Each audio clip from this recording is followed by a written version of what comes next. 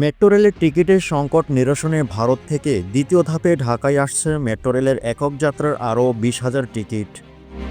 এসব টিকিট মঙ্গলবার 31 ডিসেম্বরের মধ্যে স্টেশনগুলোতে সরবরাহ করা হবে। নতুন করে টিকিট সরবরাহের ফলে শীঘ্রই সংকট কেটে যাবে বলে আশা প্রকাশ করে মেট্রো রেল পরিচালনাকারী কর্তৃপক্ষ Dhaka mass transit company limited.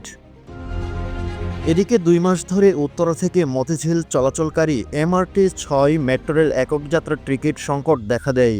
Metro রেলে যাত্রীদের জন্য 2 ধরনের টিকিট রয়েছে, একটি MRT পাস বা র্যাপিড পাস, অন্যটি একক যাত্রার টিকিট। র্যাপিড পাস কেনা যাত্রীরা টাকা না পড়ানো পর্যন্ত যে কোনো সময় যাত্রা করতে পারেন, আর একক যাত্রা করা যাত্রীদের স্টেশন থেকে তাৎক্ষণিক টিকিট কিনে যাত্রা করতে হয়। গন্তব্যে পৌঁছার পর স্টেশন থেকে বের হবার সময় সেই টিকিট ফেরত দেওয়া বাধ্যতামূলক। মেট্রো রেল চালুর সময় স্টেশনগুলোতে একক যাত্রার মোট 2,68,441টি টিকিট দেওয়া হয়েছিল, কিন্তু গত অক্টোবরে DMCCL জানায় 2,40,000-এর মতো একক যাত্রার টিকিট খোয়া গেছে বা নষ্ট হয়ে যায়।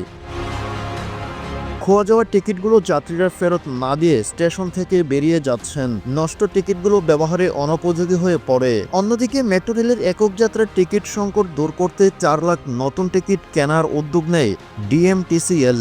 জাপান, থাইল্যান্ড ও ভারত যৌথভাবে এসব টিকিট সরবরাহ করে থাকে। টিকিটের মূল যোগানদাতা জাপান, তবে কার্ডগুলো প্রিন্ট হয় ভারত থেকে।